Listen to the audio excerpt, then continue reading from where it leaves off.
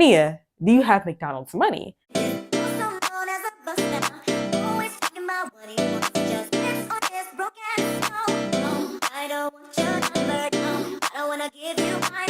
Hello, gorgeous, and welcome to my channel. My name is 𝕼𝕎 𝕬𝕦𝕡𝕤, and I talk all things finance and lifestyle. In today's video, I'm going to share with you how I bought my very first house at 22. Yes, and it's such an amazing feat, and I am beyond blessed to even be able to say that. And I'm just filled with gratitude and thankfulness as I'm sharing this with you. And I hope that me sharing my journey will help you wherever you are in your home buying process at whatever age you're able to take something away from it. So as any great storyteller, I'm going to break my journey down into 3 parts. And I'm calling it my ready, set, go. And I'm going to share with you my methodology and thought process to how I even got here, the practices that I put into play to be able to prepare myself to purchase my first home, and then lastly, how I applied that to actually be able to get to the signing table and sign the documents so that I am the new owner of my house. So get ready. So in order to understand how I even got to the mindset of being able to purchase my first house at 22, we have to go back almost 2 decades to really get the full story. So let me take y'all back, as I do so well. Comment down below who that's from if you know. And let's go back to 5-year-old me. Now, I have always been a curious, intellectual individual, always asking questions, always wanting to understand. And with this, that's honestly how I got to where I am today. And let me tell you a story. Say many a times, me and my mom would be riding home from school or whatever the activities were for the day and drive past McDonald's. McFlurries were always our thing. And this was back when McFlurries were like $1, maybe $1 and some change. Cause right now inflation, they're almost $3 and the ice cream machine is always broken. So when it was actually working, I would always want to get a McFlurry as a treat. And that's what our routine would be. So then the question would be posed to me, Nia, do you have McDonald's money? And how do you answer that question as a 5-year-old? Okay, well, what is McDonald's money, right? That is money that you get to spend at your leisure that makes you happy to do what you want to do. So how do I get McDonald's money? And this is where my brain starts to think. I could either A, trade my time for money, say in the form of chores, cleaning up around the house, make $1 or $2. And this is back when McFlurries were $1 and there was not a $1, $2, $3 menu at McDonald's, neither here nor there. So I can either do that, but it takes a while to build up. You're going to get paid at a slower rate. So that was either A, the option, time for money, or I could B, use my skills, my tools to my advantage, create a business, sell my skill set, and you can make money faster.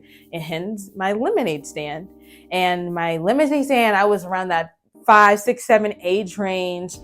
Say it took me like $5 to $10 to buy all the materials to create the lemonade stand, set it up outside the neighborhood, sell my cups for $1.50.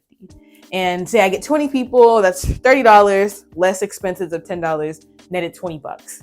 So I just 10x'd, right, my income of like $2 a week in one day. So it's like, ding, ding, ding, this works, right? So we need to now incorporate the business into a more regular schedule, but also don't forget that main source of income being the $2 a week with my chores. And it's examples like this, how I started the multiple streams of income and really putting that into practice and into play. Now with the business, like with the lemonade stand, so say I netted $20, this is where my mom came into play. Shout out to my mommy, love her. She has definitely taught me a lot of the money principles that I use now. Making the $20, right? Saving half that. So say I saved $10 for whatever I need to save for, I would reinvest maybe a quarter of that back into the business and then have a quarter left to spend on myself, what I want to do, what makes me happy, get all the McFlurries in the world, right? Or whatever I can afford with my $5. And it's utilizing these principles, building upon them is how I really started to understand money, be able to save for a home and purchase my home that I did at 22. So at a very basic level, this is how I started to learn money, what to do with it. You make your money, right, through your primary source of income. you can have additional sources of income to build upon that. And when you do that, you save, invest, and then have a little bit of money left over to enjoy yourself and enjoy your life. So now let's take all these methods that I have and I've learned and put them into practice. Set. So let me put all of those methods that I just spoke about and put them into practice. And fast forward about a decade, I'm about 15, 16 years old, getting ready to graduate high school in a couple of years. I'm thinking about life, and I start to ask myself these questions. Okay, Nia, what do you want to do? Where do you see yourself? How do you want to make it happen? And I am doing research. I'm watching YouTube videos. I'm talking to my mom. Like I said, I got a lot of my money principles from her. And I'm just really thinking, and I'm like, okay, Nia, what do you want to do? And this is where the FIRE movement really came to place. And that's where I learned about it. And that's financial independence, retire early. And what I admire about this is the freedom. I want the freedom to be able to choose what I want to do, when I want to do it, without financial barriers holding me back. So if I want a McFlurry, whether it's $1, $3, or $5, God forbid, I can get that. And this is what really inspired me. And like I said, I follow my mom closely, and she is a broker, a real estate broker, and she built her empire through real estate, and it worked for her. So I'm like, okay, I want freedom. I see how my mom did it with real estate, so I want to do the same thing. And my goal was to buy a house by the time I turned 21 years old, because that's when my mom did it. She was 21. So at 16, I'm thinking to myself, all right, I have 5 years to make that happen. What can I do right now so that in 5 years I can achieve my goal? And that's when step one came in. I got my very first job. My first job, I worked at a retail clothing store. So folding clothes, hanging clothes, checking out customers. And I was always hustling and working hard in that job. And I was making what? $7.50 an hour, I think. So not that much at the time, but it was a lot to me. And I would always, like I said, be working hard. Our thing was to sell perfumes. That's where the company made the most money. So I would be walking up to customers. Smell this. Doesn't it smell delicious? Don't you want to buy some? Again, working hard for them, making sure they're hitting their numbers. And while I'm working so hard for them, all right, how is it getting me closer to my goal? And I start to reevaluate and think, $7.50 ain't gonna cut it. So what else can I do? So 6 months, maybe 9 months later, I left that job and I got another job at a convenience store / gas station, and I was making $10 an hour. So that's like a 30% increase. So I'm big balling at this point. I am excited. I'm ready to achieve my goals, make a plan. I'm working extra shifts, I work holidays, time and a half, double pay. Like that was the goal. And this is all my senior year of high school. And at the same time, I was a student in the early college program. So what that means is I graduated with an associate's degree and I took college classes at the same time I was in high school. So I was in high school maybe 40% of the time, like at the campus, and I would go to my college campus maybe 60% of the time and take classes there. So while I was taking classes there, I also got a job as a tutor at my college campus. So I would help students with math and science, because that's something I've always been good at.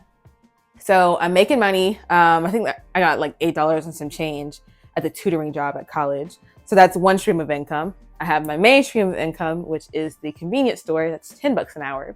And I'm a very resourceful person. So I'm like, let me reutilize those skills. Again, thinking back to 5-year-old me, lemonade stand.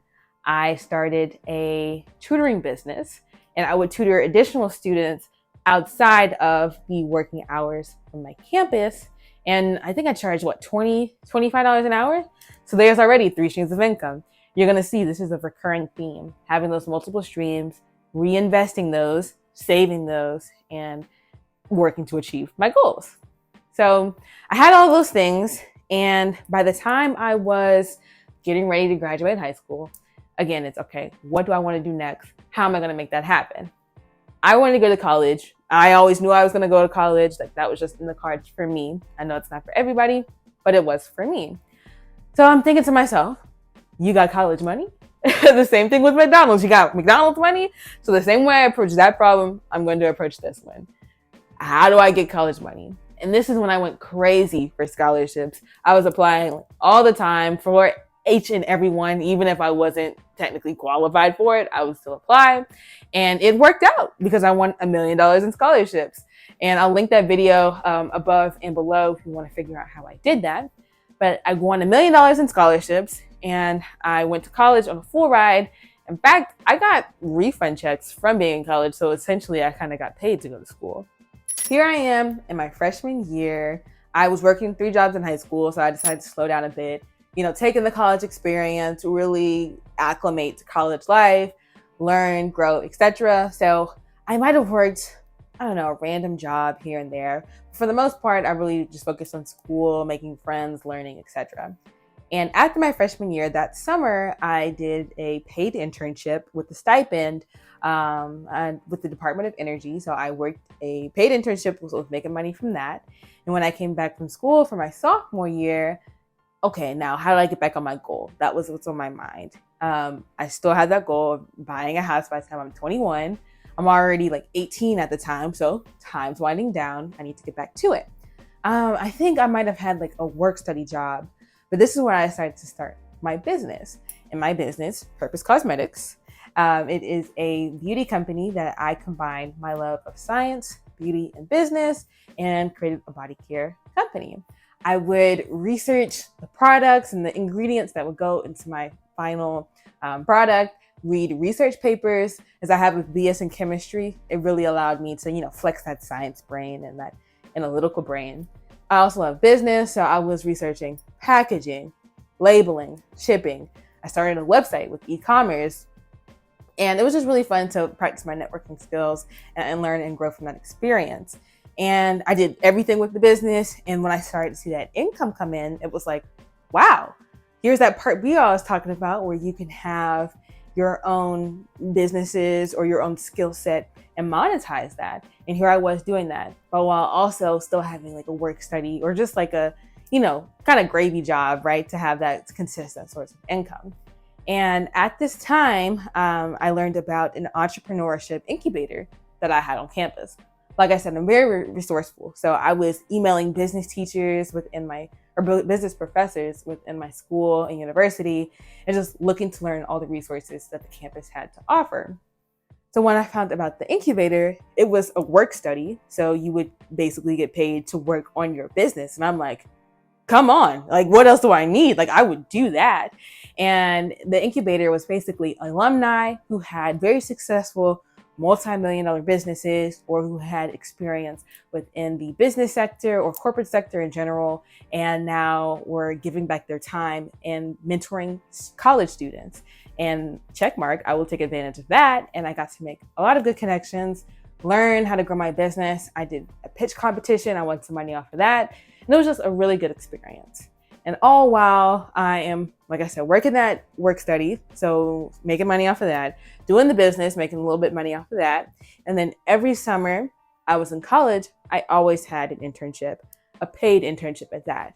And the pay would increase every year as I gathered experience. I was better able to communicate my skill set to the companies that hired me. So it really just benefited all around. Now, fast forward 2022, I am getting ready to graduate. This is my senior year of college, and I'm still 21 at this time. And remember, my goal is to buy a house by the time I turn 21. So crunch time, everything that I've been saying, everything that I've been doing, now let's put it into practice. And I also forgot to mention this earlier, but I have been an authorized user on my aunt's credit card since I was 16. I also got a credit card when I turned 18. So I've been building my credit over these past 5 or so years as well to be able to buy a house. And when you think about it, I would say at the very basic level, the 3 things that you need to buy a house are 1, credit.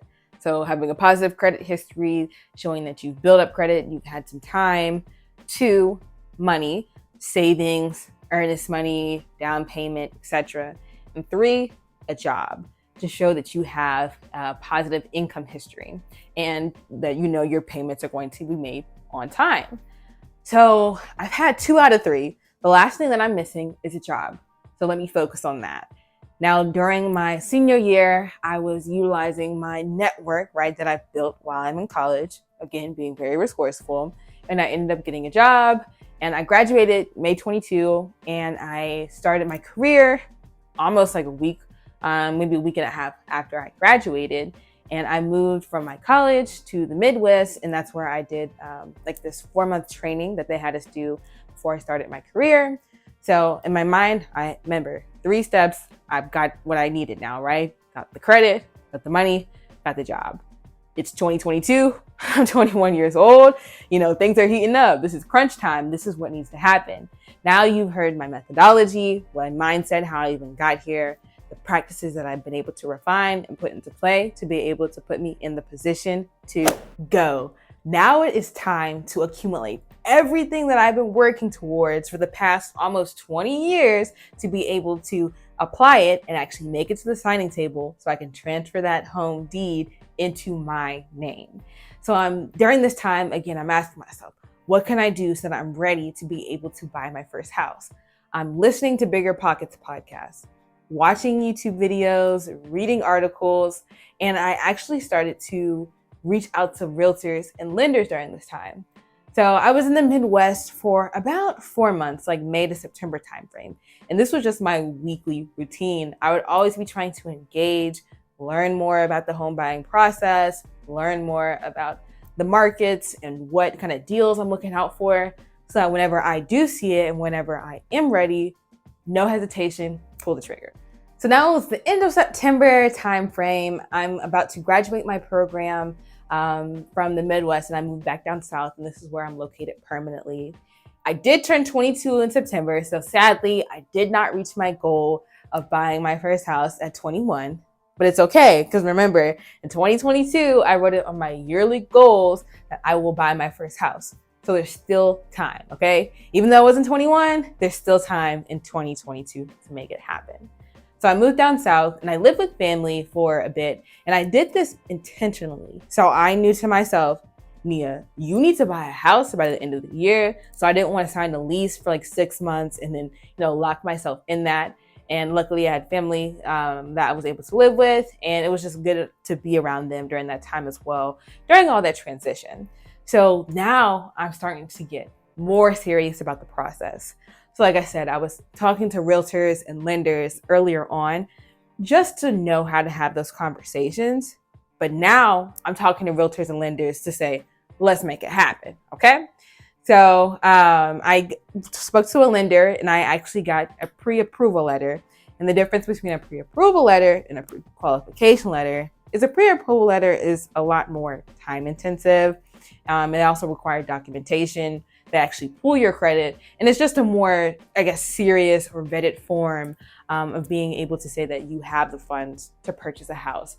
Versus the pre-qualification letter is just kind of like all talk and based upon what you tell the lender. There is no physical evidence that what you're saying is real.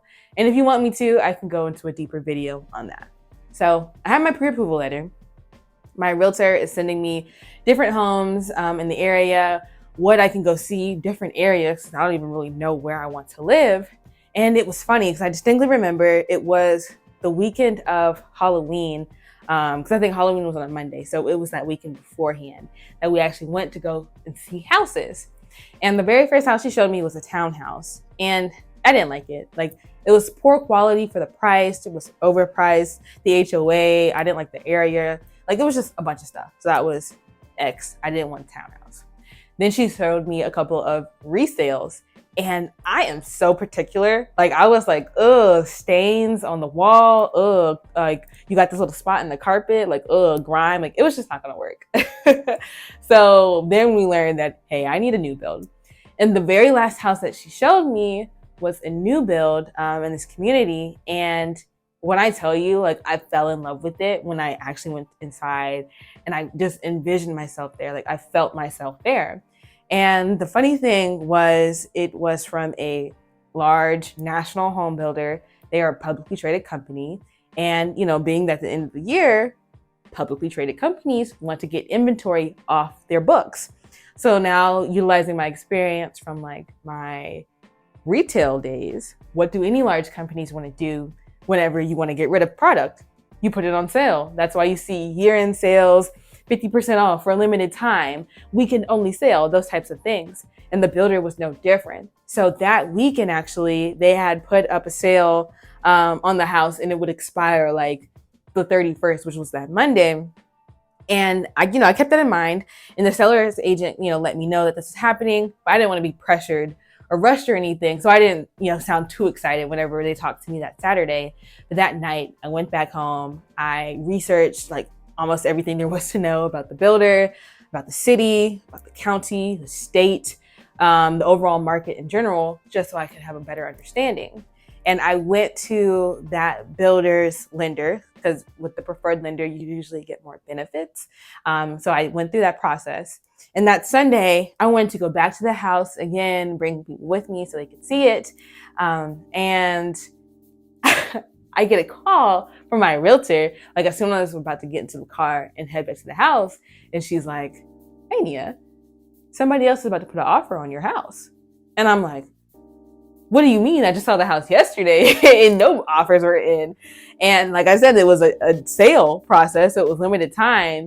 And I wanted that house. And it was first come, first serve. Like if they would have put their offer in before me, put their earnest money in before me, and got their contract accepted, I would have missed out on the house and I would not have been happy. So the house was like an hour drive from where I was staying. And as soon as we hit the road, I'm like, okay, send me the contract so I can sign it. And if you don't know, seller's contracts, they're thick. Like, there's some hefty boys, okay?